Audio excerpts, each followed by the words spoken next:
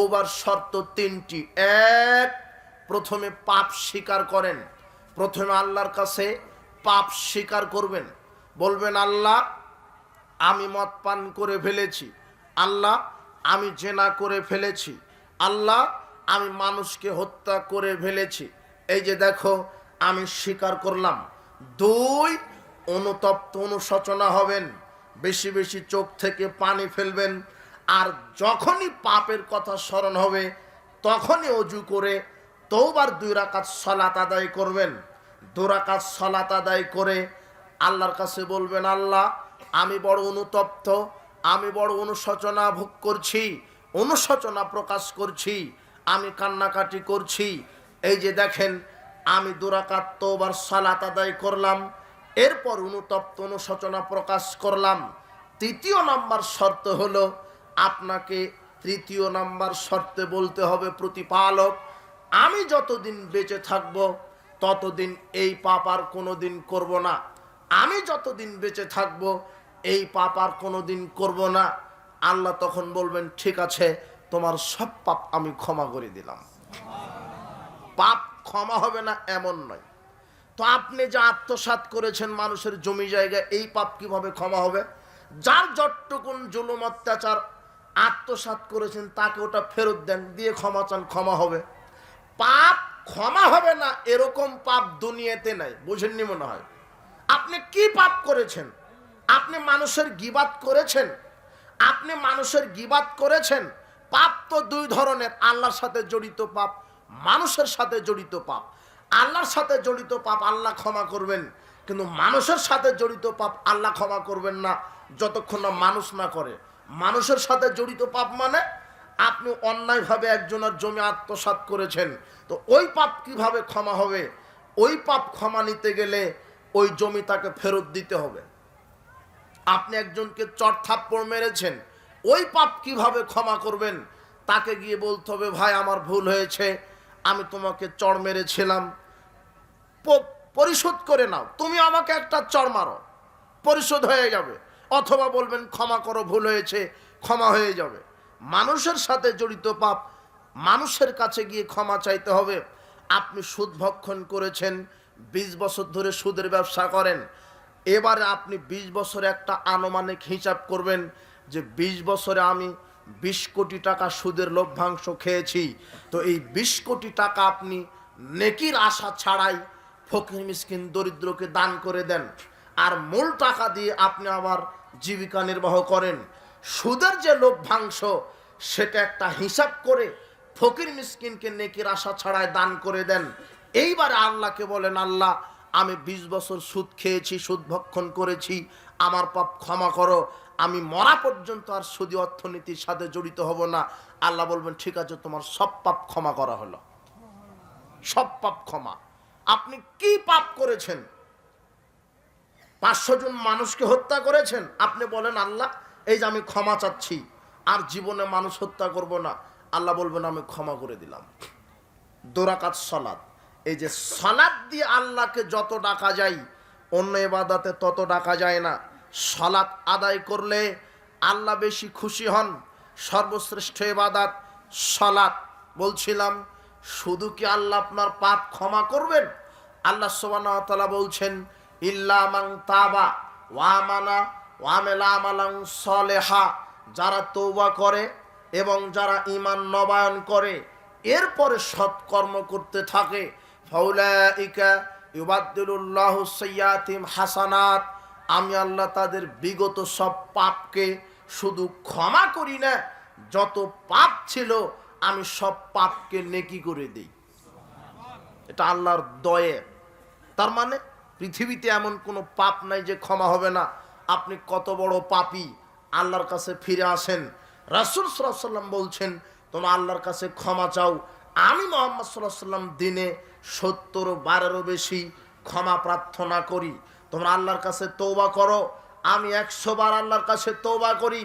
আল্লাহ রাসূল সাল্লাল্লাহু আলাইহি ওয়াসাল্লাম উম্মতকে বলছেন তোমরা ক্ষমা চাও, তোমরা ফিরে আসো। কত বড় পাপী এটা আল্লাহ দেখবেন না, আল্লাহ দেখবেন যে তুমি ক্ষমা চাচ্ছ কিনা, তুমি তওবা করছো কিনা। আল্লাহ পাপ ক্ষমা করবেন। বলছিলাম সালাত একটা ব্যতিক্রম ইবাদত, যে 2 রাকাত সালাত আদায় করে আল্লাহকে বলা যায় আল্লাহ পাপ করেছি ক্ষমা করো, আর জীবনে পাপ করব না। 2 রাকাত সালাত আদায় করে বলা যায় আল্লাহ আমি বড় সমস্যায় ফিতনায় আছি, ফিতনা মুক্ত করো।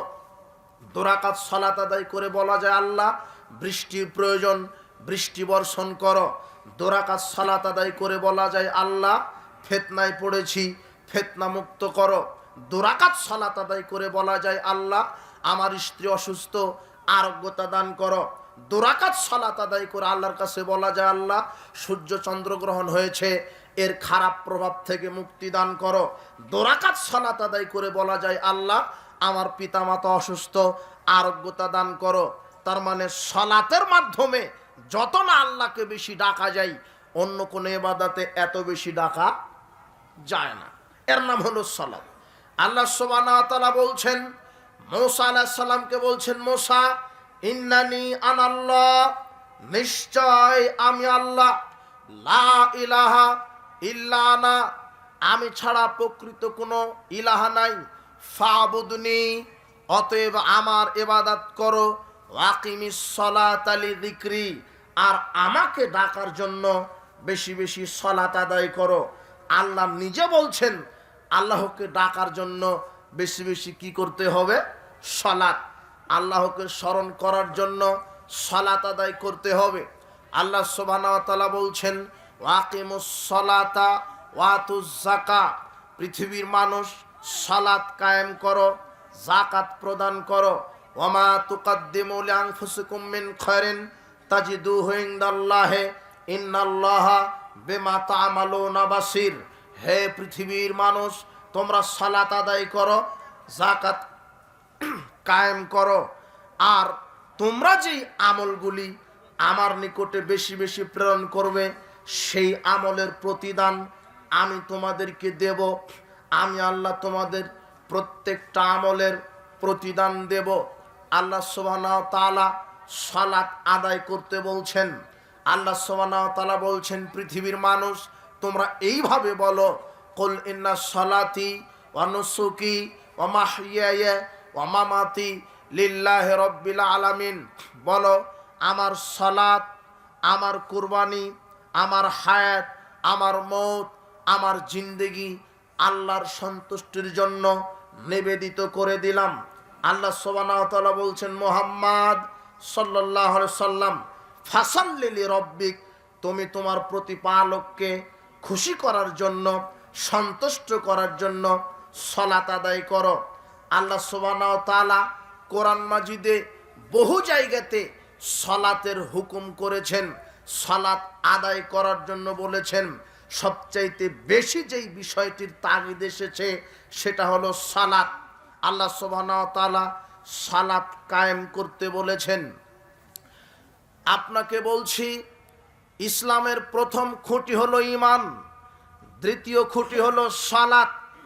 আব্দুল্লাহ বিন আব্বাস রাদিয়াল্লাহু আনহু বলছেন, লাম্মা বাআসান নবী সাল্লাল্লাহু আলাইহি ওয়াসাল্লাম নাহওয়াল ইয়ামান মুআজ বিন জাবাল, রাসূল সাল্লাল্লাহু আলাইহি ওয়াসাল্লাম মুআজ বিন জাবালকে যখন ইয়ামানে পাঠালেন তখন মুআজ বিন জাবালকে বলছেন, ইন্নাকা তাকদামু আলা কওমিন মিন আহলিল কিতাব, মুআজ তুমি ইহুদি খ্রিস্টানের নিকটে যাচ্ছ, ফালিয়াকুন আউওয়ালা তাদউহুম ইলা আই ওয়াহিদুল্লাহ তাআলা, প্রথমেই তাদেরকে তাওহীদের দাওয়াত দাও, প্রথমে তাদেরকে তাওহীদের দাওয়াত দাও। তাদেরকে বলবা আগে তোমরা এইভাবে বলো আশহাদু আল্লা ইলাহা ইল্লাল্লাহ ওয়া আন্না মুহাম্মাদুর রাসূলুল্লাহ। এই রিসালাতের, এই তাওহীদের দাওয়াত আগে দাও।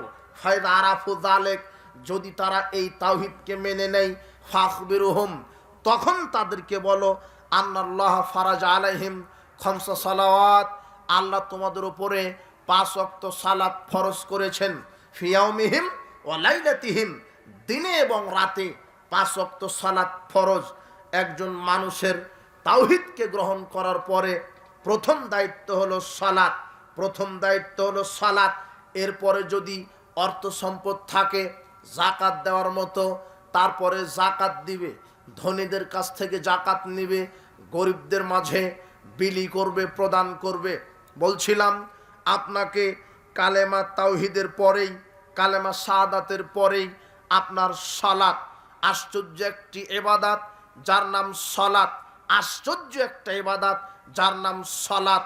পৃথিবীতে সব আমল আল্লাহ মুহাম্মদ সাল্লাল্লাহু আলাইহি সাল্লামকে দুনিয়াতেই দিয়েছেন, কিন্তু সালাতের মতো একটা ইবাদত আল্লাহ সুবহানাহু ওয়া তাআলা মুহাম্মদ সাল্লাল্লাহু আলাইহি সাল্লামকে দাওয়াত দিয়ে মেহমান হিসেবে আল্লাহ সুবহানাহু ওয়া তাআলা সপ্তম আকাশের উপরে গিয়ে 5 ওয়াক্ত সালাত আল্লাহ মুহাম্মদ সাল্লাল্লাহু আলাইহি সাল্লামকে দান করেছেন। সব আমল দুনিয়াতে দিয়েছেন, 5 ওয়াক্ত সালাত আল্লাহ মুহাম্মদ সাল্লাল্লাহু আলাইহি সাল্লামকে দিয়েছেন আকাশের উপরে মেরাজে। আব্দুল্লাহ বিন মাসউদ রাদিয়াল্লাহু আনহু বলছেন, ওতি রাসূলুল্লাহ সাল্লাল্লাহু আলাইহি ওয়াসাল্লাম সালাফান, আল্লাহ সুবহানাহু ওয়া তাআলা মেরাজে নিয়ে গিয়ে মুহাম্মদ সাল্লাল্লাহু আলাইহি সাল্লামকে 3টা জিনিস দিয়েছেন। এক, উতিয়া সালাওয়াতিল খামস, 5 ওয়াক্ত সালাত আল্লাহ নবীর উপরে দিয়েছেন মেরাজে 7 আকাশের উপরে। 2, উতিয়া খাতিমা সূরাতুল বাকারা, কোরআন মাজিদের A to Z সব সূরা, সব আয়াত দুনিয়াতেই আল্লাহ জিবরাইল আলাইহিস সালামের মাধ্যমে দুনিয়াতেই নাজিল করেছেন, কিন্তু আশ্চর্য 2টি আয়াত, সেটা হলো সূরা বাকারার শেষ 2টি আয়াত। আশ্চর্য 2টি আয়াত, সেটা হলো সূরা বাকারার শেষ 2টি আয়াত, যেই 2টি আয়াত আল্লাহ নবীর উপরে আল্লাহ সরাসরি মেরাজে দান করেছেন। 2টা আয়াত, সব আয়াত দুনিয়াতেই নাজিল হয়েছে, কিন্তু সূরা বাকারার শেষ 2টি আয়াত আল্লাহ মেরাজের রাত্রে আকাশের উপরে নিয়ে গিয়ে আল্লাহ 2টি আয়াত নাজিল করেছেন। তাই তো মুহাম্মদ সাল্লাল্লাহু আলাইহি সাল্লাম বলছেন, মান কারাহুমা লাইলাতান কাফাতাহু, কেউ যদি ঘুমানোর পূর্বে রাত্রে এই 2টি আয়াত সূরা বাকারার তেলাওয়াত করে, তার জান্নাতে যাওয়ার জন্য এই 2টি আয়াতই যথেষ্ট। 2টি আয়াতই যথেষ্ট। তার মানে আপনি যখন ঘুমাতে যাবেন তখন সূরা বাকারার শেষ 2টি আয়াত তেলাওয়াত করে ঘুমাবেন। মেরাজে আল্লাহ সুবহানাহু ওয়া তাআলা মুহাম্মদ সাল্লাল্লাহু আলাইহি সাল্লামকে 3টা জিনিস দিয়েছেন। 1, 5 ওয়াক্ত সালাত। 2, বাকারার শেষ 2টি আয়াত। 3 নাম্বার যে কথা আল্লাহ বলেছেন, আল্লাহ সুবহানাহু ওয়া তাআলা বলছেন, মুহাম্মদ আমি তোমাকে আরেকটি উপহার দিলাম। কি? গুফরা লিমান লা ইউশরিক বিল্লাহি শাইআ মিন উম্মাতিক আল মুখহিমাত, তোমার উম্মতের মধ্যে যারা শিরক না করে মারা যাবে, আমি আল্লাহ আজকে তোমাকে বলছি, তোমার উম্মতের মধ্যে যারা শিরক না করে মারা যাবে, আমি তাদের পাপকে ক্ষমা করে দিব। শিরক করা যাবে না, শিরক করলে আল্লাহ পাপকে ক্ষমা করবেন না। আপনাকে এই হাদিসটা বলার উদ্দেশ্য হলো যে সালাত এমন একটা ইবাদত, যে ইবাদত আল্লাহ রাসূল সাল্লাল্লাহু আলাইহি সাল্লামকে পৃথিবীতে দেননি। কোথায় দিয়েছেন? মেরাজে, আকাশের উপরে। মেরাজের রাত্রে আল্লাহ সুবহানাহু ওয়া তাআলা রাসূল সাল্লাল্লাহু আলাইহি সাল্লামকে মেহমান হিসেবে দাওয়াত দিয়ে নিয়ে গিয়ে সালাত দিয়েছেন। সালাত এমন একটি ইবাদত, রাসূল সাল্লাল্লাহু আলাইহি সাল্লামকে জিজ্ঞাসা করা হলো, আইউল আমালে আকরাবু ইলাল জান্নাহ, জান্নাতের নিকটে নিয়ে যেতে পারে এমন আমল বলেন। জান্নাতের নিকটে যাওয়া যায়, জান্নাতের পাশে যাওয়া যায় এমন আমল বলেন। রাসূল সাল্লাল্লাহু আলাইহি সাল্লাম বললেন, আস-সালাতু আলা মাওয়াকিতিহা, সময় মতো সালাত আদায় করা। সময় মতো, ওয়াক্ত মতো কেউ যদি সালাত আদায় করে, সালাত তাকে জান্নাতের নিকটে নিয়ে যায়। আপনাকে সালাতের গুরুত্ব বোঝাতে গিয়ে এখন কয়েক মিনিট কথা, এতক্ষণ যা শুনলেন, যা শুনেছেন, তবে এখন যেই কথাগুলি বলছি একটু মনোযোগ দেন। সালাত কাকে বলে? সালাতের গুরুত্ব কত? আব্দুল্লাহ বিন ওমর রাদিয়াল্লাহু আনহু বলছেন, রাসূল সাল্লাল্লাহু আলাইহি ওয়াসাল্লাম বলেছেন, বুনিয়াল ইসলাম আলা খামসিন, ইসলামের খুঁটি হলো পাঁচটি। ইসলামের খুঁটি হলো পাঁচটি। এক, শাহাদাতি আল্লা ইলাহা ইল্লাল্লাহ ওয়া আন্না মুহাম্মাদুর রাসূলুল্লাহ। দুই, ইকামিস সালাহ। তিন, ইতাইজ যাকাত। চার, ওয়াল হজ্জে। পাঁচ, সাওমে রমাদান। রাসূল সাল্লাল্লাহু আলাইহি ওয়াসাল্লাম বলছেন, ইসলামের খুঁটি পাঁচটি। এক, কালেমা। দুই, সালাত। তিন, যাকাত। চার, হজ। পাঁচ, সিয়াম। এই পাঁচটা খুঁটি নিয়ে ইসলাম। আশ্চর্য কথা, এর ভিতরে একটা খুঁটির নাম হলো সালাত। আপনার পাঁচটা খুঁটি দিয়েই ইসলাম, এ কথা ঠিক, কিন্তু প্রত্যেকটা মানুষের উপরে আল্লাহ পাঁচটা খুঁটি ফরজ করেননি। পাঁচটা খুঁটি দিয়েই ইসলাম, এ কথা ঠিক, তবে আল্লাহ প্রত্যেকটা মানুষের উপরে পাঁচটা খুঁটি ফরজ করেননি।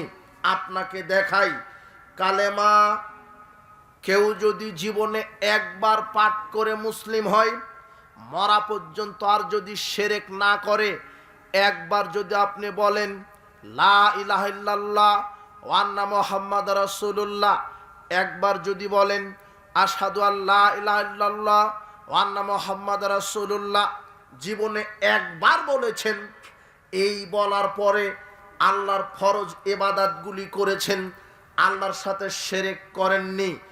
একবার কালেমা বলার কারণেই জান্নাতে যাওয়া যথেষ্ট হবে। পাঁচটি খুঁটির মধ্যে কালেমা জীবনে একবার বললেই হয়। জান্নাতে যাওয়ার জন্য দুইবার বলা প্রয়োজন হয় না। একটি খুঁটি। দ্বিতীয় নম্বর খুঁটি সালাত। সালাতের গুরুত্বটা তুলে ধরছি, এই তিনটা খুঁটি বলেনি। এরপরে যাকাত। যাকাত ইসলামের খুঁটি, এ কথা ঠিক, কিন্তু যাকাত সবার উপরে ফরজ করেননি। যাকাত গরিবের উপরে ফরজ করেননি। যাকাত ইসলামের খুঁটি, এ কথা ঠিক, কিন্তু যাকাত সবার জন্য নয়। যাকাত শুধু ধনীদের জন্য। যাদের উপরে যাকাত ফরজ, যাদের উপরে নেশাব পরিমাণ সম্পদ আছে, তারা যাকাত দিবে। এখানে আরেকটি কথা বলছি, যাকাত ধনীদের ওপরে ফরজ, এ কথা ঠিক, তাও বছরে একটা সময়ে একটা দিন, 12 মাস নয়, প্রতিদিন নয়, বছরে এক বছরের হিসাব করে যাকাত দেওয়ার মতো অর্থ জমা থাকলে এক বছরের এক সময়ে শুধু একবার যাকাত ফরজ। ধনীদের ওপরে যাকাত ফরজ, বছরে একটা সময়ে যাকাত ফরজ, গরিবের ওপরে যাকাত ফরজ নয়।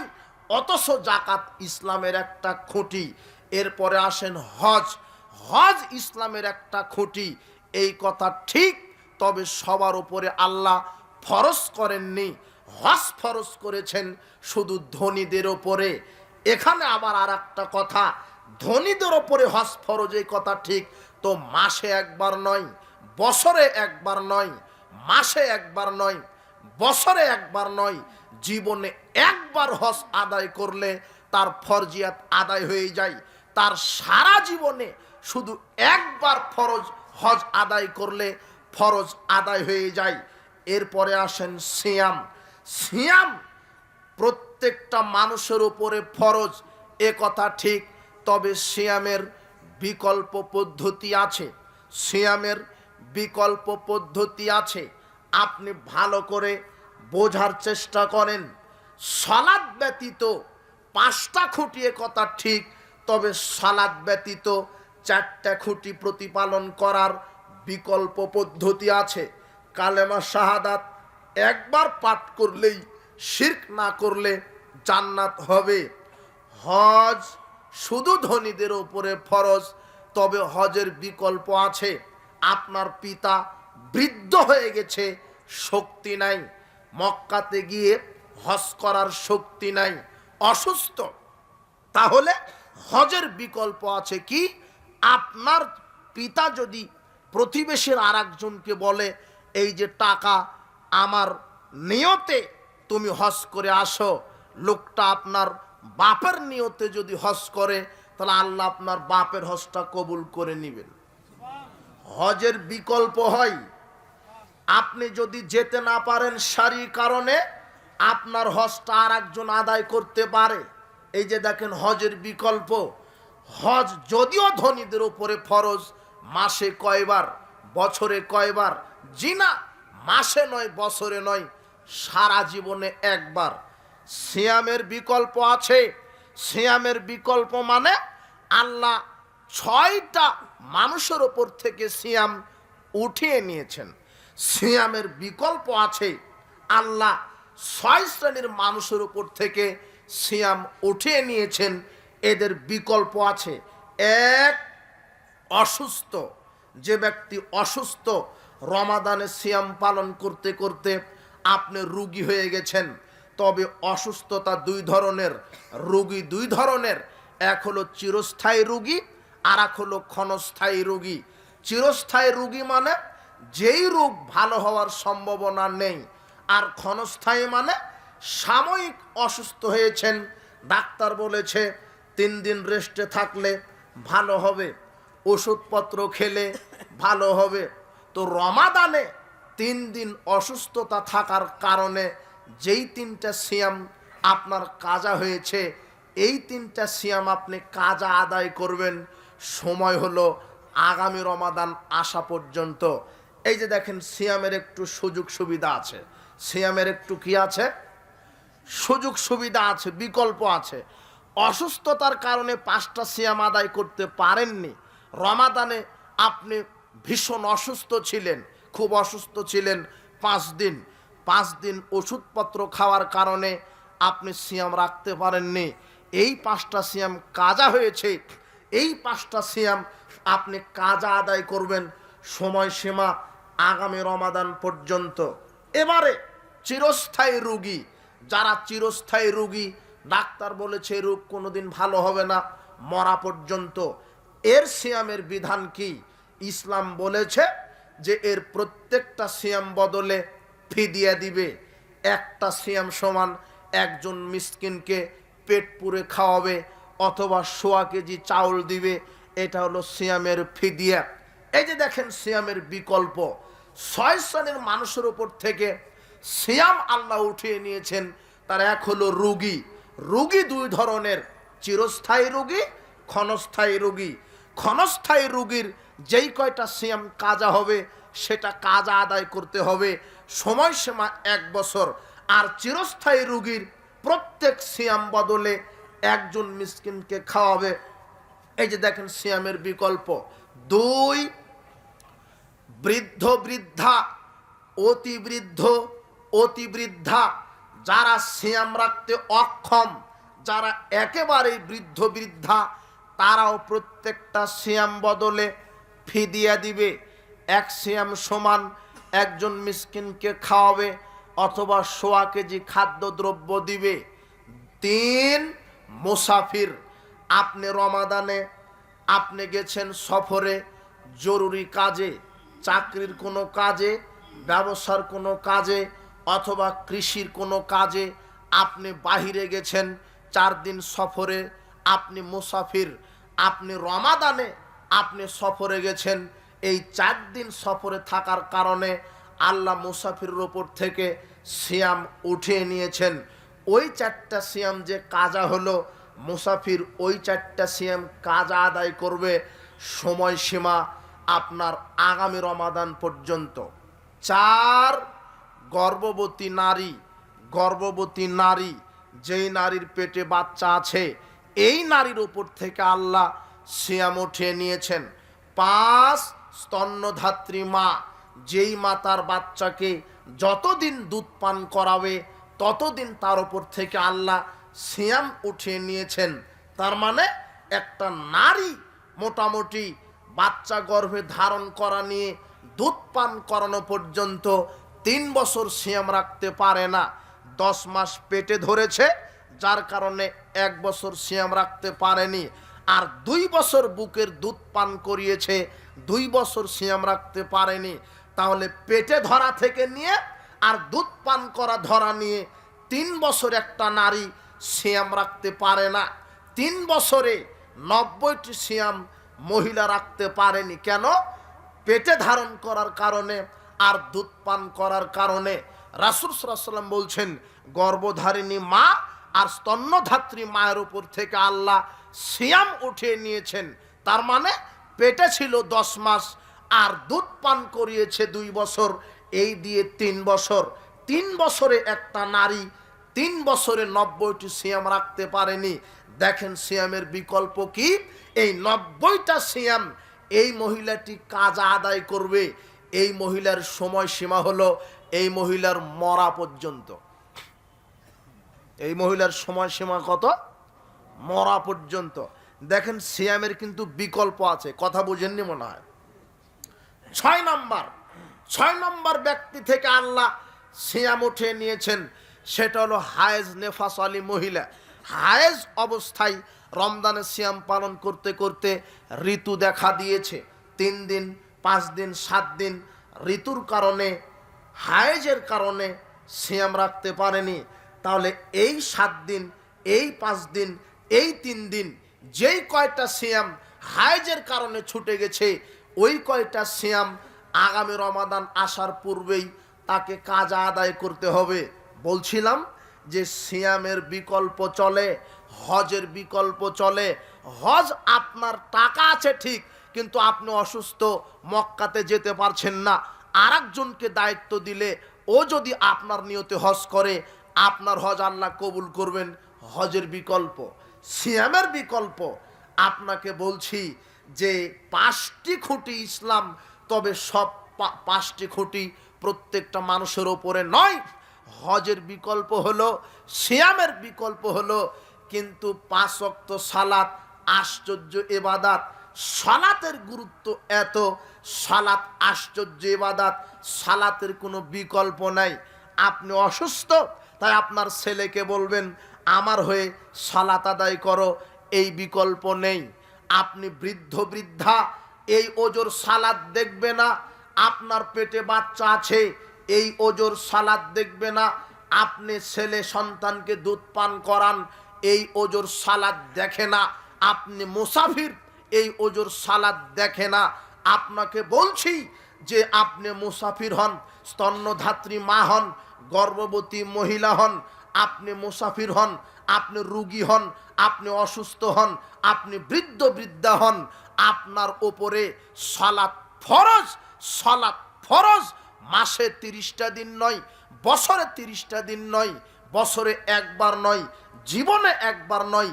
একটা মুসলিম নারী পুরুষের উপরে আল্লাহ 5 ওয়াক্ত সালাত দৈনিক 5 বার ফরজ করে দিয়েছেন। এটাই হলো সালাত। সালাতের কোনো বিকল্প চলে না। সালাত আপনার কোনো ওজোর দেখতে চায় না। সালাত ব্যতিক্রম ইবাদত। সালাত ওজোর চলবে না, ওজোর দেখে না, কোনো আপত্তি দেখে না, কোনো অবস্থায় সালাত মূল্যায়ন করে না। আপনি বলবেন আমি জোহরের সালাত আদায় করতে পারিনি, কেন? পানি পাইনি, তাই অজু করিনি, তাই সালাত হয়নি। জি না, সালাত বলছে যদি পানি না পাও তাহলে মাটি দিয়ে তায়াম্মুম করো। মাটি দিয়ে তায়াম্মুম করতে হবে। বিসমিল্লাহ বলে 2 হাত মাটিতে মারবেন, সামান্য ফুৎকার দিয়ে 2 হাত মুখমণ্ডল একবার, বাম হাত দিয়ে ডান হাতের কবজি পর্যন্ত, ডান হাত দিয়ে বাম হাতের কবজি পর্যন্ত মাসা করে তায়াম্মুম করে সালাত আদায় করবেন। আপনি বলতে পারবেন না যে আমি পানি পাইনি, আমি সফরে থাকার কারণে পানি পাইনি, তাই সালাত আদায় করতে পারিনি। জি না, পানি না পেলে মাটি দিয়ে তায়াম্মুম। এখন পানিও পাননি, মাটিও পান, বিনা অজু বিনা তায়াম্মুমেই সালাত। ওয়াক্ত হয়ে গেছে, আপনার কাছে পানিও নাই, মাটিও নাই, তাহলে আপনার কি করতে হবে? বিনা অজু বিনা তায়াম্মুমে সালাত। তবুও সালাত কোনোভাবে মাপ নাই। পরিষ্কার পোশাক পরে সালাত। আপনার পেশাব পায়খানা লাগা সালাত পোশাক আছে, অপবিত্র পোশাক আছে, পবিত্র পোশাক নেই। পেশাব পায়খানা লেগে থাকা পোশাকেই আপনাকে সালাত আদায় করতে হবে। পবিত্র পোশাক নেই, অপবিত্র পোশাক নেই, এই কোনো পোশাকই নেই, তাহলে আপনাকে উলঙ্গ অবস্থাতেই সালাত আদায় করতে হবে। সালাতের কোনো মাপ নাই। আপনাকে বলছি, আপনার দাদি, আপনার দাদা, আপনার দাদি আর আপনার দাদা অসুস্থ, তারা দাঁড়িয়ে সালাত আদায় করতে পারে না, বসে সালাত আদায় করবে। বসে পারে না, শুয়ে শুয়ে সালাত আদায় করবে। শুয়ে শুয়ে কিভাবে সালাত আদায় করে একটু লক্ষ্য করেন। শুয়ে শুয়ে কিভাবে সালাত আদায় করে, দুই পাটা কেবলার দিকে দিবে, কেবলার দিকে দিয়ে ইশারাতে সালাত আদায় করবে। আল্লাহু আকবার বলে, তাকবীর তাহরিমা বলে, সূরা ফাতিহা অন্য একটি সূরা, এরপর আল্লাহু আকবার বলে রুকুতে যাবে, মানে ইশারাতে রুকুতে যাবে। সুবহান রাব্বিয়াল আযীম, সামিআল্লাহু লিমান হামিদা, আল্লাহুম্মা রব্বানা লাকাল হামদ, আল্লাহু আকবার, সুবহান রাব্বিয়াল আলা, সুবহান রাব্বিয়াল আলা, আল্লাহু আকবার, আল্লাহুম্মা গফিরলি ওয়ারহামনি ওয়াজবুরনি ওয়াহদিনি ওয়াফিনি ওয়ারজুকনি। সব হচ্ছে, কিন্তু আপনি শুয়ে আছেন, মানে ইশারাতে সালাত। বুঝতেছেন কিনা? ইশারাতে সালাত বুঝতে পারেন? শুয়ে শুয়ে ইশারাতে সালাত।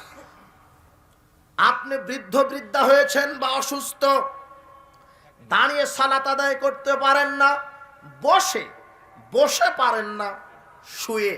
শোনেন, এই ছেলে তুমি শোনো, তোমার দাদি তোমার দাদা এত বৃদ্ধ বৃদ্ধা হয়েছে যে পেশাব পায়খানা আটকিয়ে রাখতে পারে না।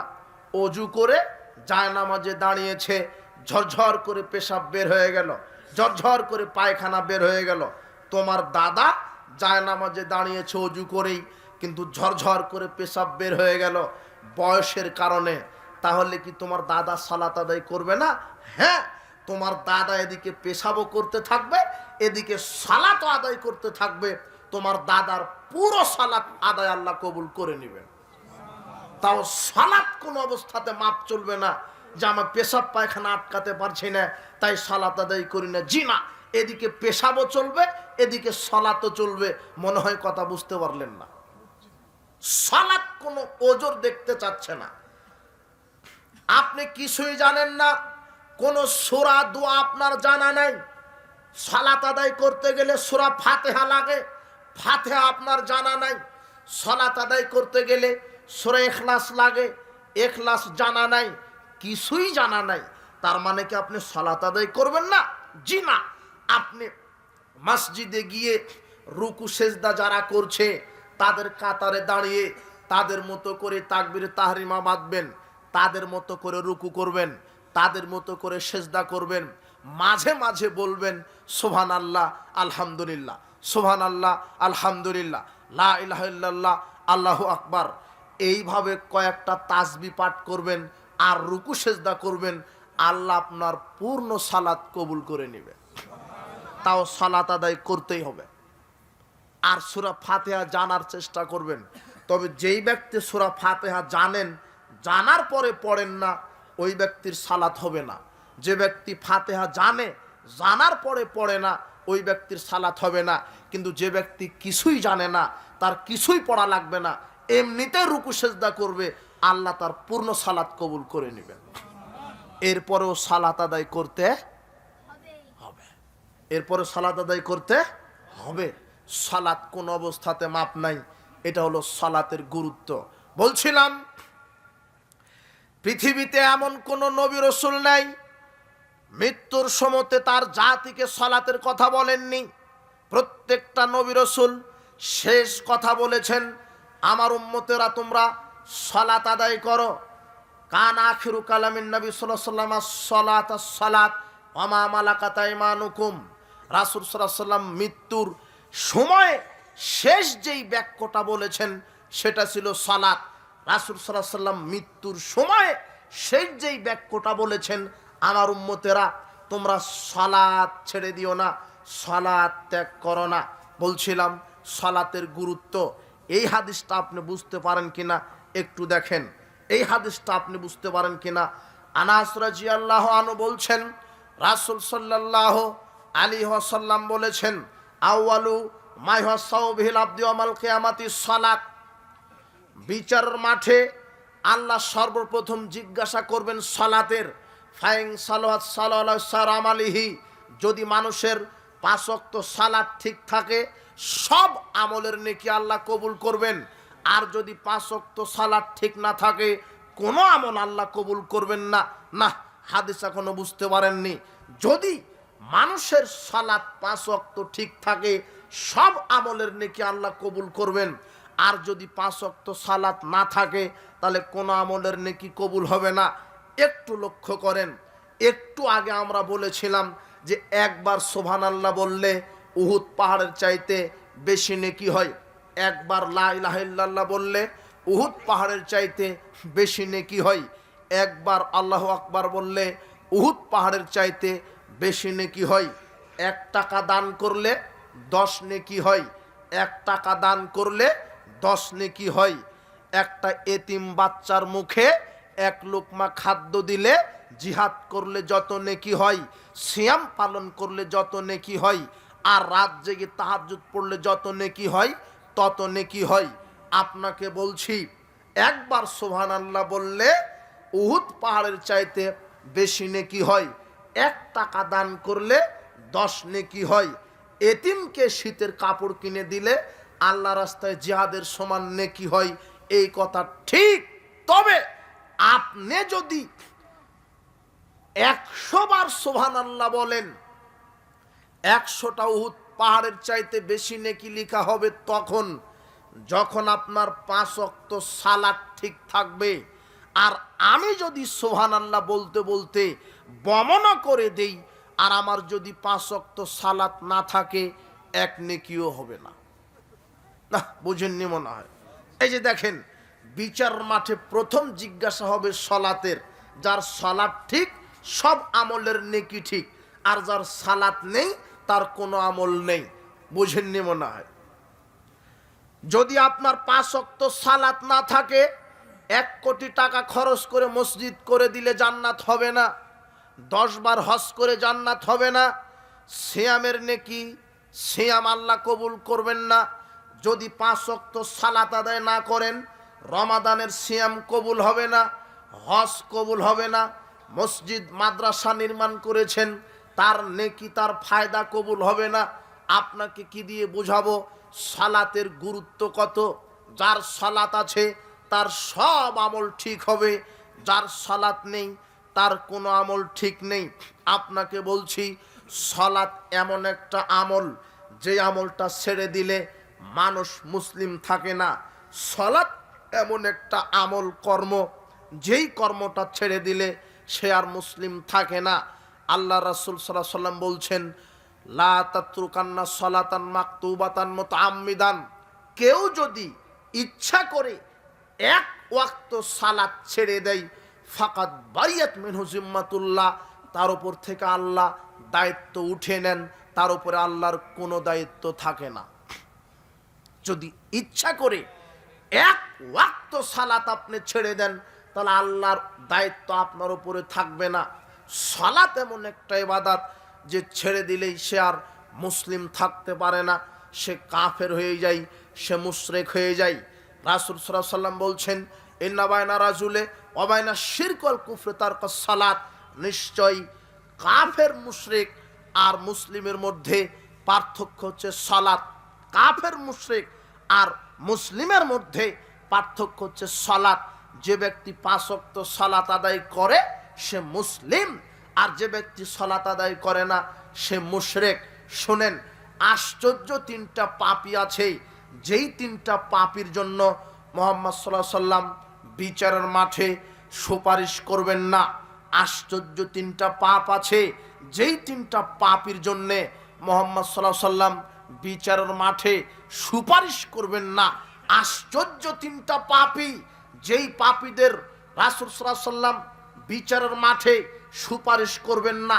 1, যারা বিদআত করে মারা যায়, রাসূল সাল্লাল্লাহু আলাইহি সাল্লামের নীতিকে উপেক্ষা করে মানুষের তৈরি করা নীতিতে আমল করে, এরা হলো বেদাতি। বেদাত করে মারা গেলে রাসূল সাল্লাল্লাহু আলাইহি সাল্লাম সুপারিশ করবেন না। 1, 2, মুশরিক। রাসূল সাল্লাল্লাহু আলাইহি সাল্লাম বলছেন, ফাক্তারতু শাফা ওয়াহিয়া লিমান মাতা লা ইশরিক বিল্লাহি শাইআ। আমার সুপারিশ কেবলমাত্র ওই ব্যক্তি পাবে যে ব্যক্তি শিরক না করে মারা যাবে। 3, বেনামাজি। যে ব্যক্তি সালাত আদায় না করে মারা যাবে, তার ব্যাপারে রাসূল সাল্লাল্লাহু আলাইহি ওয়াসাল্লাম সুপারিশ করবেন না। রাসূল সাল্লাল্লাহু আলাইহি ওয়াসাল্লাম বলছেন, মান তারকা সালাত ফাকাদ আশরাকা, যে ব্যক্তি সালাত ছেড়ে দিল সে মুশরিক হয়ে গেল। আর মুশরিকের ওপরে রাসূল সাল্লাল্লাহু আলাইহি ওয়াসাল্লাম সুপারিশ করবেন না, মুশরিকের ওপরে রাসূল সাল্লাল্লাহু আলাইহি ওয়াসাল্লাম সুপারিশ করবেন না। তার মানে বেনামাজির কোনো সুপারিশ নাই, বেনামাজির কোনো সুপারিশ নাই। আর মুসলিম হওয়ার পরেও মানুষ, আপনি মুসলিম দাবি করছেন কিন্তু সালাত আদায় করছেন না, আপনি নিজেই বিবেচনা করুন আপনি মুশরিক না মুসলিম আছেন। আল্লাহ সুবহানাহু ওয়া তাআলা বিচারের মাঠে অপরাধীদেরকে জিজ্ঞাসা করবেন, ইয়াতাসাআলুনা আনিল মুজরিমিন মা সালাকাকুম ফি সাকার। আল্লাহ বলবেন অপরাধীদেরকে, এই যে দেখেন অপরাধী, বর্তমানে মানুষ আমরা জানি যে মদ পান করে সে অপরাধী, যে জেনা করে সে অপরাধী, যে মানুষ হত্যা করে সে অপরাধী, যে সুদ ভক্ষণ করে সে অপরাধী, যে মিথ্যা কথা বলে সে অপরাধী, যে মানুষের সম্পদ আত্মসাৎ করে সে অপরাধী, যে মানুষের গীবাত করে সে অপরাধী।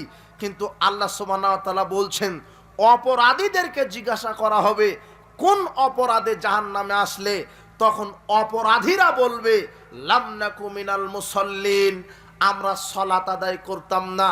তার মানে সালাত আদায় না করাটাও অপরাধ। বুঝেননি মনে হয়?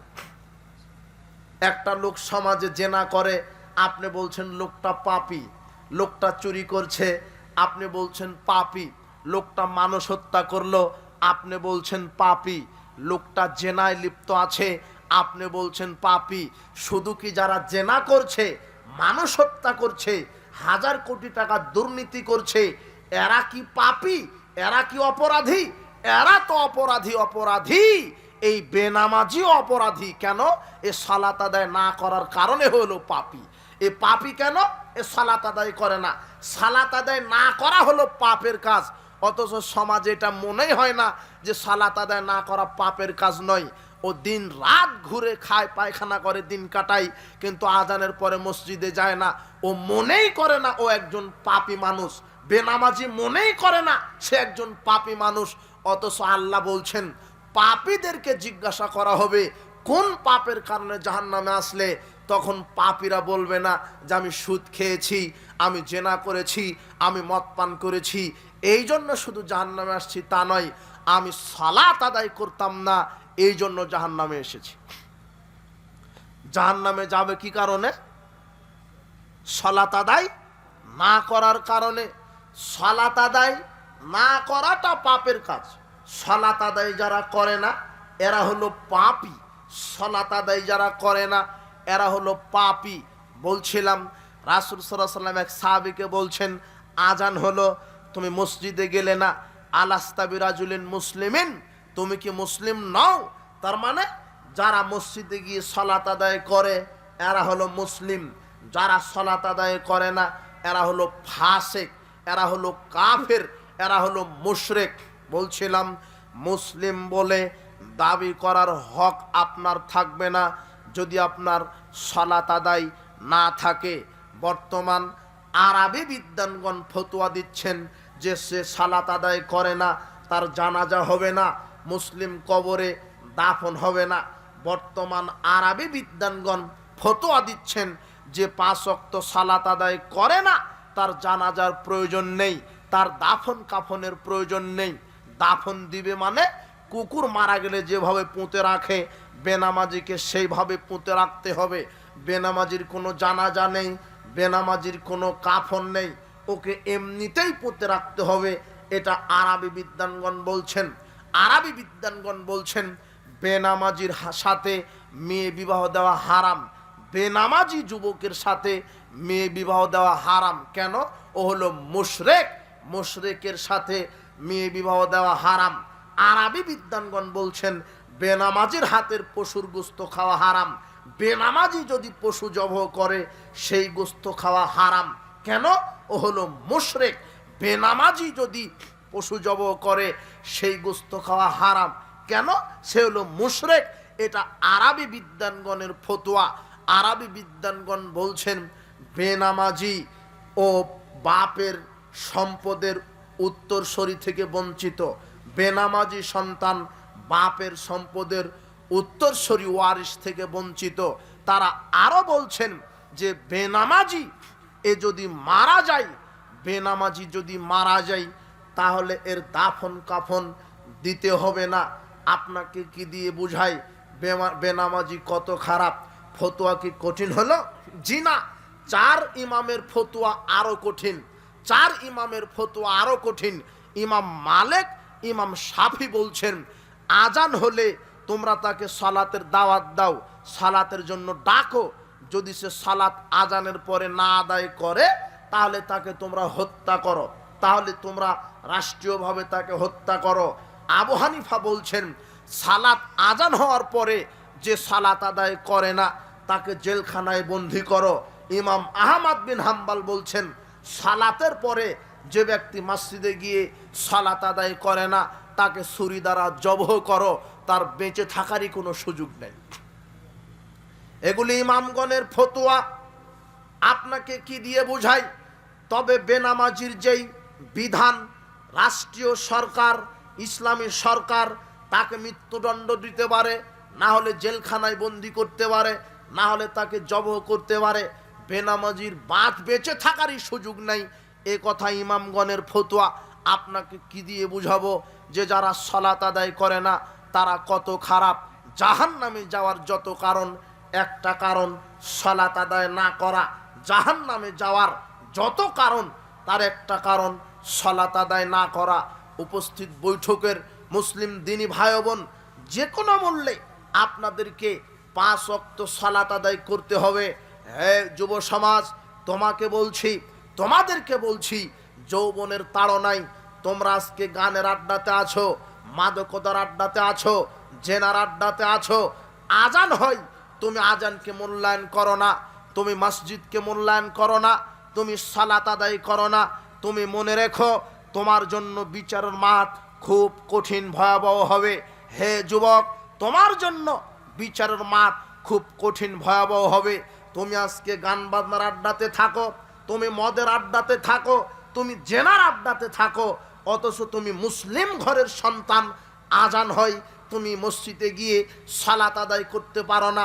ধিক তোমার মুসলমানিত্বের ওপরে, ধিক তোমার ইমানের ওপরে। তুমি মদের আড্ডাতে আছো, ঘুষের আড্ডায়, জেনার আড্ডায়, বেহায়াপনার আড্ডায়, নগ্ন নারীদের আড্ডায় তুমি সময় কাটাও। তোমাকে বলছি তোমার যৌবনকাল এই জাহেলি যুগে তুমি এইভাবে ক্ষয় করছো। বিচারের মাঠে আল্লাহ 5টা জিজ্ঞাসা করবেন। 1, তোমার সারা জীবন আল্লাহকে বোঝাতে হবে। 2, তোমার যৌবনকাল বোঝাতে হবে। তুমি যৌবনকাল কিভাবে ক্ষয় করেছো? মদ পান করে, গান বাজনা শ্রবণ করে, বেহায়াপনা করে, মাদকতা সেবন করে, জুয়া খেলে, মানুষকে পিটিয়ে, জেনা ব্যভিচার করে, জাহেলিয়াত গান বাজনা শ্রবণ করে তোমার যৌবনকে ক্ষয় করেছো, নাকি ইসলামের আলোকে জীবন যাপন করে জীবনকে ক্ষয় করেছো? এই হিসাব আল্লাহ তোমার নিকট থেকে বিচার মাঠে নেবেন। যুব সমাজ, রাসূল সাল্লাল্লাহু আলাইহি ওয়াসাল্লাম বলছেন 7 শ্রেণীর ব্যক্তিকে আল্লাহ আরশের নিচে, আরশের ছায়ায়, আরশের নিচে, আরশের ছায়ায় জায়গা করবে। তার এক হলো ওয়াশাবুন নাশা ফি ইবাদাতিল্লাহ, ওই যুবক যেই যুবক তার যৌবনকাল ব্যয় করেছে আল্লাহর আনুগত্য করার মাধ্যমে। হে যুবক, তুমি কি আল্লাহর আনুগত্য করছো নাকি শয়তানের আনুগত্য করছো? আল্লাহর আনুগত্য মানে সালাত, সিয়াম, হজ, যাকাত পালন করতে হবে, পর্দায় থাকতে হবে, সুন্দর শিষ্টাচার দিতে হবে, নিরহংকার হতে হবে, হালাল খেতে হবে। এগুলি আল্লাহর গোলামি করা। অথচ তুমি আল্লাহর গোলামি না করে শয়তানের গোলামি হয়ে বসে আছো। তুমি মদ পান করো, তুমি জেনায় লিপ্ত আছো, তুমি মাদকতা ছাড়া তোমার দিন কাটে না। সিগারেট, ইয়াবা, ফেন্সিডিল, তারি, গাঁজা, আফিম, চর্স, আপনার হেরোইন, কত মাদকতা যুবক সমাজকে, যুব সমাজকে এই মাদকতা ধ্বংস করেছে। হে যুবক, এই মাদকতা তোমার ঈমানকে নষ্ট করেছে, মাদকতা তোমার শরীর তোমার সুস্থতাকে নষ্ট করছে, মাদকতা তোমার যৌবনকে নষ্ট করছে। এই মাদকতার অভিশাপ এত খারাপ, এই মাদকতা তোমার যৌবনকে নষ্ট করছে, তোমার অর্থকে নষ্ট করছে, তোমার চরিত্রকে নষ্ট করছে, তোমার ঈমানকে নষ্ট করছে, মরার পরে তোমার পরকালকেও নষ্ট করছে। তুমি বুঝতে পারছো না মাদকতা কত খারাপ। তুমি মাদকতাকে না বলো। আশ্চর্য, পৃথিবীতে দুইটা পাপ আছে। একটা হলো সুদের পাপ, যেই পাপের সাথে জড়িত থাকলে, মায়ের সাথে জেনা করলে যেই পাপ, সুদ খেলে সেই পাপ। আর আরেকটি হলো মদ পান করলে, মা খালা ফুপুর সাথে জেনা করা হয়। যে ব্যক্তি একবার মদ মুখে দেয় সে যেন মা খালা ফুপুর সাথে জেনা করলো। তুমি এই মদ পান করছো, তোমার সিগারেট ছাড়া একটা বেলা কাটে না, তোমার পকেটে সিগারেট আছে। তুমি কি বুঝো ওটা অরুচিকর খাবার, ওটা কুকুর সিগালে খায় না, সেটা তুমি খাও। মাদকতাকে কবর দাও, সিগারেটকে পুড়িয়ে ফেলো, ওটার মুখে দিও না।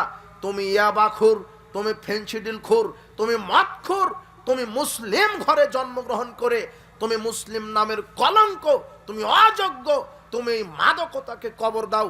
তোমাকে আজকের এই সম্মেলন থেকে বলে যাচ্ছি, তুমি তোমার যৌবনকালকে মূল্যায়ন করো আল্লাহর বিধান দিয়ে।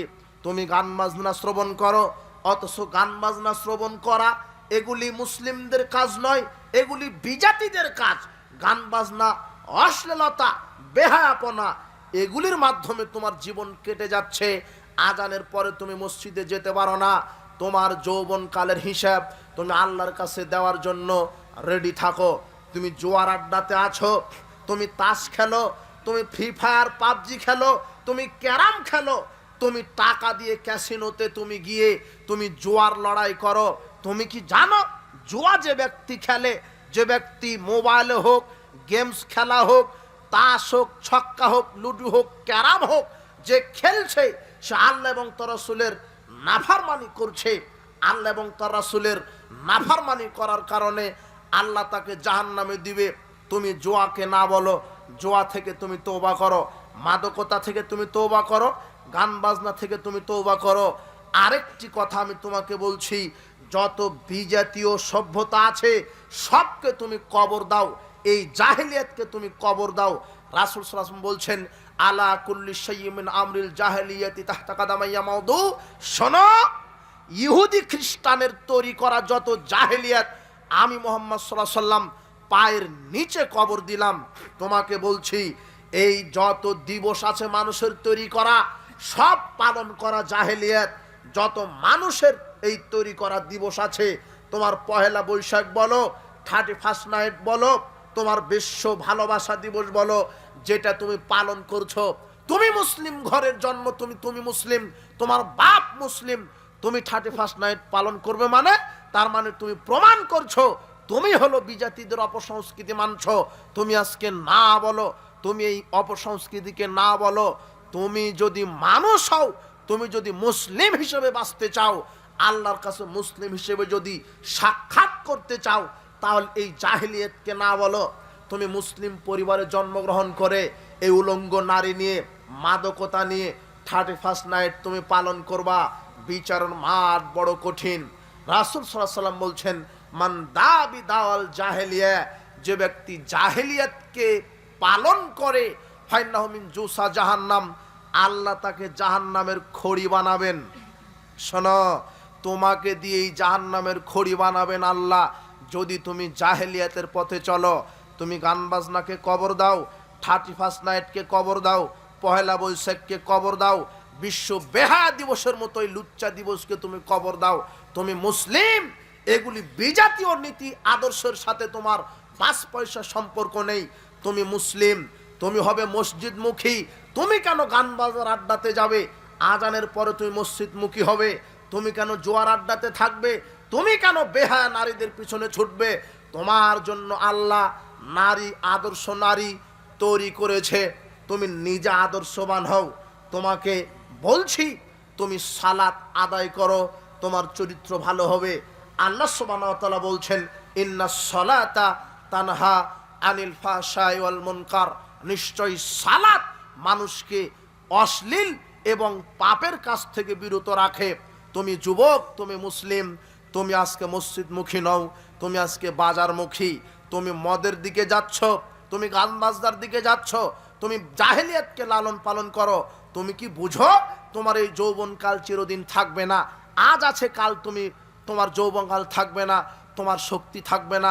আজকে তুমি সুস্থ আছো, আগামীকাল আল্লাহ তোমাকে অসুস্থ করে দিবেন। আজকে তুমি যৌবন আছো, যুবক আছো, দুদিন পরে বৃদ্ধ হয়ে যাবা, এরপরে কবরে যেতে হবে। সেদিন তোমার এই দুনিয়ার খেল তামাশা তোমাকে শুধু শাস্তি বৃদ্ধি করবে, তোমাকে আল্লাহ শান্তি দিবে না। এই জন্য তোমাকে বলছি, তুমি জাহেলিয়াতকে না বলো। বলছিলাম উপস্থিত বৈঠকের মুসলিম দিনী ভাই বোন, যে কোনো মূল্যে 5 ওয়াক্ত সালাত আদায় করতে হবে। যুব সমাজ, যে কোনো মূল্যে হারামকে তওবা করো, হারাম খাবা না। বিড়ি, সিগারেট, জর্দা, গুলিয়া বা ফেন্সিডিল, এগুলি হারাম। মাদকতা তোমাকে ধ্বংস করছে দুনিয়াতেও আখেরাতেও।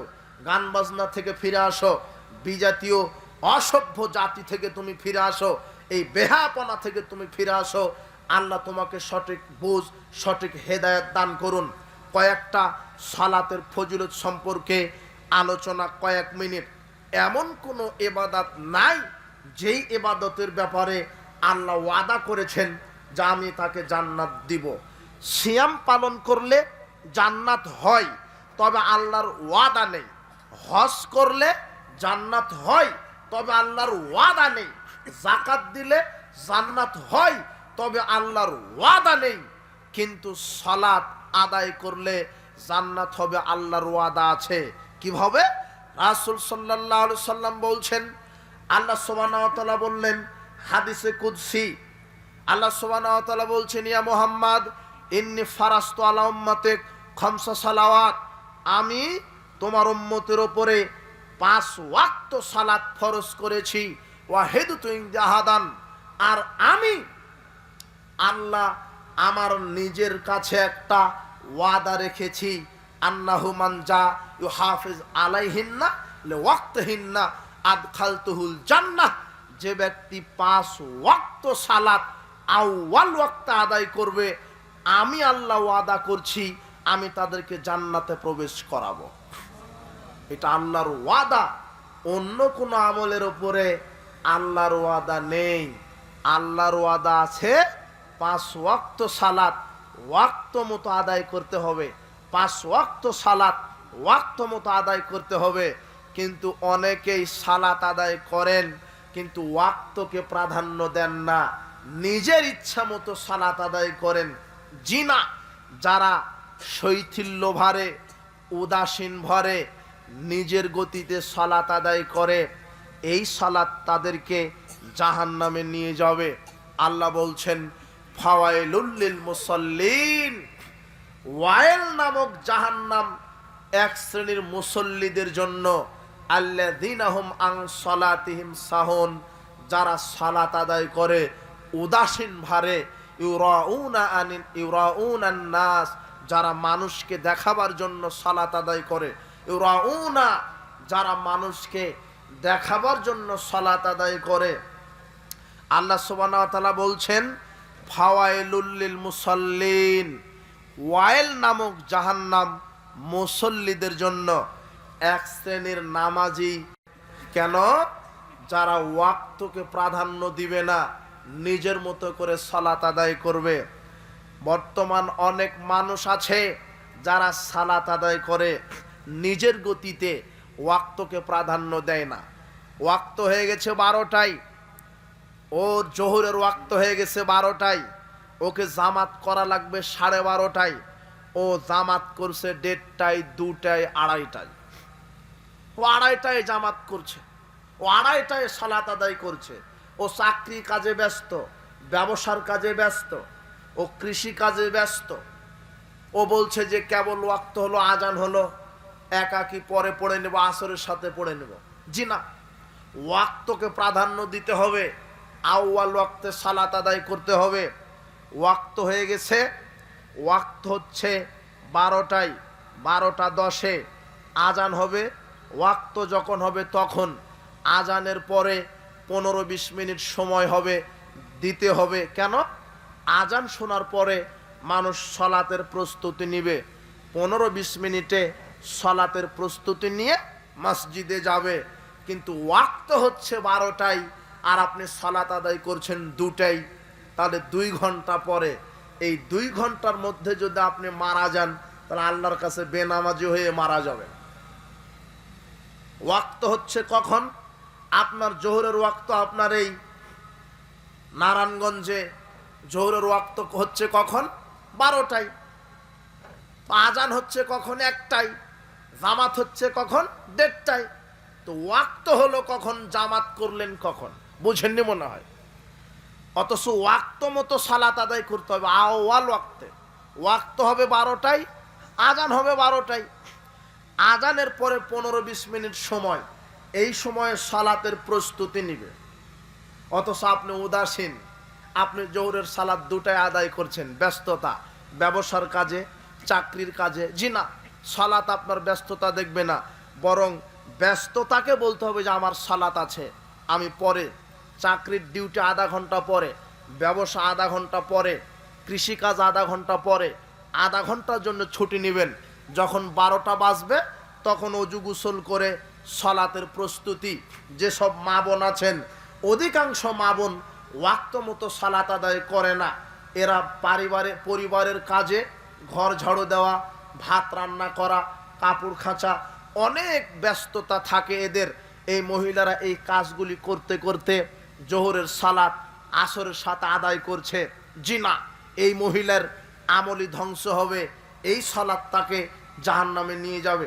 ওয়াক্ত হবে ঘর ঝাড়ু দেওয়া বন্ধ, ওয়াক্ত হবে ভাত রান্না বন্ধ, ওয়াক্ত হবে কাপড় খাঁচা বন্ধ, ওয়াক্ত হবে অজু গোসল করে সালাত আদায় করবে।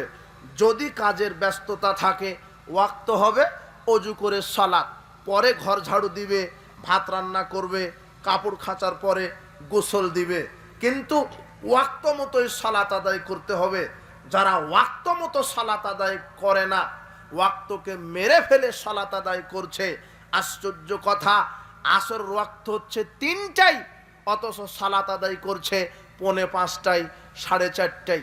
জি না, 3টায় ওয়াক্ত, 3:10-15 জামাত করতে হবে। ফজর ওয়াক্ত হচ্ছে 5টায়, 5:30টায় আপনি জামাত করছেন 5:45-এ। ওয়াক্ত হচ্ছে 5টায়, জামাত করছেন 6টায়, 1 ঘন্টা পরে। এমনভাবে ফজর আপনি পড়ছেন যে ফজর পড়ে পিছনে দেখলে দেখা যাচ্ছে সূর্য লাল হয়ে গেছে। জি না, অথচ ফজর ওয়াক্ত, ফজরের সালাত আদায় করতে হবে আপনাকে অন্ধকার থাকতেই। আয়েশা রাদিয়াল্লাহু তাআলা আনহা বলছেন, আমরা যখন সালাত আদায় করে বের হই তখন এমন অন্ধকার ছিল, আর একজন পাশ দিয়ে হেঁটে যায়, আমরা তাকে চিনতে পারি না। অথচ আমরা ফজরের জামাত করি এমন সময় যে ফজর পড়ে যদি পিছনে তাকাই তাহলে দেখা যায় যে সূর্য লাল হয়ে গেছে।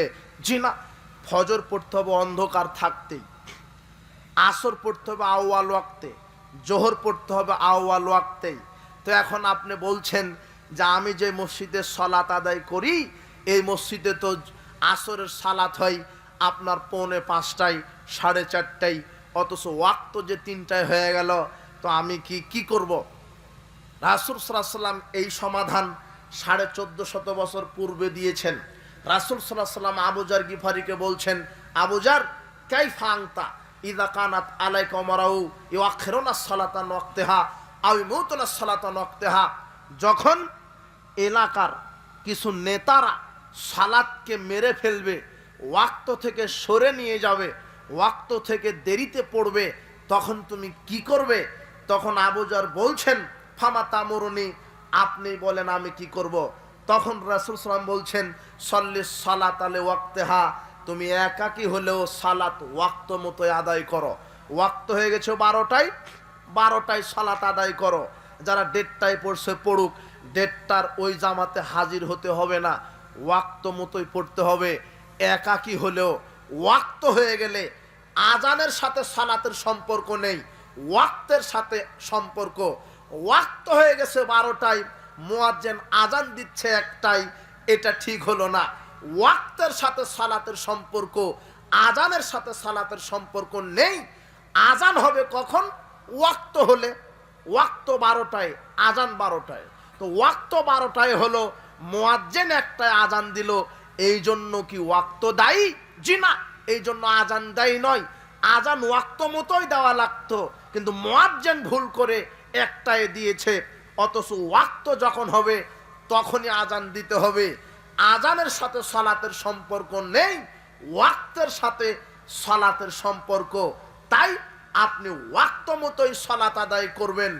রাসূল সাল্লাল্লাহু আলাইহি ওয়াসাল্লাম বলছেন, ফাইন আদরাকতাহা মাহুম, এরপরে যদি তুমি তাদের সাথে সালাত আদায় করো, ফাইন্নাহা লাকা নাফিলাতুন, সেটা তোমার জন্য নফল হবে। ওয়াক্তকে রাসূল সাল্লাল্লাহু আলাইহি ওয়াসাল্লাম প্রাধান্য দিয়েছেন। জামাত যদি শেষ ওয়াক্তে পড়ছে, এই জামাতে অ্যাটেন্ড হওয়া জরুরি নয়, ওয়াক্ত মতো একাকি পড়াই জরুরি। বুঝেননি মনে হয়? কিন্তু যেই সালাত দেরিতে পড়ছে, ওই ওয়াক্তে ওই জামাতে অ্যাটেন্ড হওয়া জরুরি নয়। কিন্তু যেই মসজিদে ওয়াক্ত মতোই জামাত হয়, এই জামাতে অ্যাটেন্ড হওয়া ফরজ। যারা জামাতে সালাত আদায় করে না, এরা হলো মুনাফিক। রাসূল সাল্লাল্লাহু আলাইহি ওয়াসাল্লাম বলছেন, যারা আজান হওয়ার পরে বাড়িতে সালাত আদায় করে, আমার ইচ্ছে হয় আগুন দিয়ে তাদের বাড়িটা জ্বালিয়ে দিই। তার মানে আপনাকে মসজিদে গিয়ে জামাতেই সালাত আদায় করতে হবে। কিন্তু কোন জামাত? যেই জামাতটা আউয়াল ওয়াক্তে অনুষ্ঠিত হচ্ছে ওই জামাত। আর যেই জামাত ডেট টাইমারে দিচ্ছে, ওই জামাতে শরীক হওয়ার কোনো প্রয়োজন নাই। আপনি একাকি ওয়াক্ত মতো আদায় করবেন বাড়িতে। বুঝেননি মনে হয়? মুসনাদ আহমদ খুলেন, 3601 নম্বর হাদিস। রাসূল সাল্লাল্লাহু আলাইহি ওয়াসাল্লাম বলছেন, সাল্লু ফি বুয়ুতিকুম ফিল ওয়াক্তে, আউয়াল ওয়াক্তে তোমরা বাড়িতেই সালাত আদায় করো। কিন্তু মসজিদে আউয়াল ওয়াক্তে জামাত হচ্ছে, তখন বাড়িতে সালাত আদায় করলে হবে না। কিন্তু যেই মসজিদে দেরিতে সালাত আদায় করে, ওই মসজিদে জামাতে শরীক হওয়ার কোনো প্রয়োজন নাই। আপনি একাকি বাড়িতে পড়বেন। ওয়াক্তকে প্রাধান্য দিয়েছেন। শেষ ওয়াক্তে জামাতে পড়ার চাইতে আউয়াল ওয়াক্তে একাকি পড়া হাজার গুণ উত্তম। বুঝেছেন? আপনি ওয়াক্ত মতো সালাত আদায় করে নেবেন। সালাতকে এক শ্রেণীর মানুষ মেরে ফেলে দিয়েছে, শেষ ওয়াক্তে গিয়ে পড়ছে। আসরটা এমন ওয়াক্তে পড়ছে যে আসর পড়ে বের হয়ে আধা ঘন্টা সময় পাওয়া যায় না, সূর্য ডুবে যাচ্ছে। অবাক!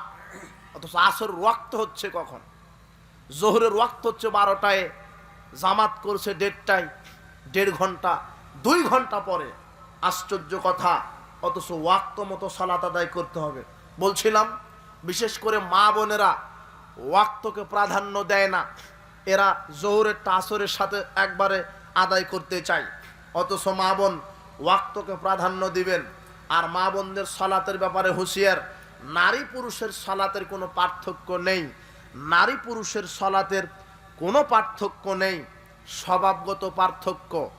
নারীরা ইমামতি করবে কাতারের মাঝেই দাঁড়িয়ে, সামনে যেতে পারবে না পুরুষদের মতো, এটা তাদের স্বভাব। নারীরা সালাতে ভুল হলে হাতের উপরে হাত চাপড়াবে, লোকমা দিবে, আর পুরুষেরা সুবহানাল্লাহ বলবে। এতটুকুন পার্থক্য। নারী পুরুষের সালাতের কোনো পার্থক্য নেই। নারী পুরুষের সালাত একই। নারী বুকের উপরে আর পুরুষ নাভির নিচে, এরকম হাদিস পৃথিবীতে নাই। এই কথা কলমের কালি দিয়ে কোরআন হাদিসে লেখা হয়নি, এমনিতেই চলছে উপমহাদেশে যে নারী বুকের উপরে পুরুষ নাভির নিচে। এই কথা কোরআন হাদিসে নাই। এই কথা কোরআন হাদিসের কোনো লাইনে কলমের কালি দিয়ে খরচ হয়নি। নারী পুরুষ উভয়কেই বুকের উপরে হাত বাঁধতে হবে। নারী পুরুষের সালাতের বিধান একই। নারীরা যখন কাতারে দাঁড়াবে, পরস্পরের পায়ের মাঝের জায়গা বন্ধ করে দাঁড়াবে। পুরুষেরা যখন জামাতে কাতারে দাঁড়াবে, পরস্পরের কাঁধের পরস্পরের ফাঁকা জায়গা বন্ধ করে দাঁড়াবে। তাকবীরে তাহারিমা দিয়ে হাত বুকের উপরে বাঁধবে। এরপরে যতক্ষণ আপনি সালাতে থাকবেন সব সময়তে দৃষ্টি থাকবে সেজদার এরিয়ার মাঝে, সেজদা দিবেন যেখানে সব সময় দৃষ্টি থাকবে ওই জায়গায়। তবে যখন আপনি তাশাহুদের বৈঠকে বসেন তখন আপনার দৃষ্টি থাকবে এই নখের ওপরে। যখন তাশাহুদের বৈঠকে বসবেন তখন আপনার দৃষ্টি থাকবে নখের ওপরে। নারী পুরুষের সালাতের কোনো পার্থক্য নেই, নারী পুরুষের সালাত একই বিধান, নারী পুরুষের সালাত একই বিধান। নারীদের সালাতের ব্যাপারে কয়েকটা, নারীরাও বাড়িতে যখন একাকী ফরজ সালাতগুলি আদায় করবে তখন তারা একামাত দিয়েই সালাত আদায় করবে, নারীরাও একামাত দিয়ে সালাত আদায় করবে। এটা 1 নাম্বার সতর্ক। 2, নারীরা রাতের সালাতগুলি সরবে কেরাত করবে, নারীরা চুপে চুপে কেরাত করবে হবে না, নারীরাও সরবে, কণ্ঠ হবে নিচু, জোর কণ্ঠে নয়, সরবেই। সূরা ফাতিহা, ইখলাস, ফালাক এটা সরবেই কেরাত করবে। যেমন পুরুষেরা মসজিদে সরবে কেরাত করে মাগরিব, এশা, ফজর, নারীরাও বাড়িতে যারা একাকী সালাত আদায় করছে তারা মাগরিব, এশা, ফজর সরবে কেরাত করবে, কিন্তু তাদের কণ্ঠ হবে নিচু যাতে পরপুরুষ শুনতে না পায়। আরেকটি নারীদের সতর্ক, নারীরা যখন সালাতে দাঁড়ায় তখন 2 পাটা একেবারে জমা করে দাঁড়িয়ে থাকে, জিনা 2 পাটা ফাঁক করেই স্বাভাবিক ভারসাম্যটা শরীরের বজায় রেখে দাঁড়াবে। এরপরে নারীরা যখন ওই সেজদা করে তখন দেখবেন যে তাদের এই কনুটা হাঁটুর সাথে লাগিয়ে দেয় আর বাহুটা মাটির সাথে একেবারে ঘেঁষে দেয়। এই সেজদা হবে না। নারী পুরুষের একই কিয়াম কুদ সেজদা একই, পুরুষেরাও লম্বাভাবে সেজদা দিবে, একেবারে বগলগুলি খোলা থাকবে আর আপনার এই পেটের নিচ দিয়ে যেন ছাগলের বাচ্চা যেতে পারে এরকম ভাবে ফাঁকা থাকবে। নারী পুরুষ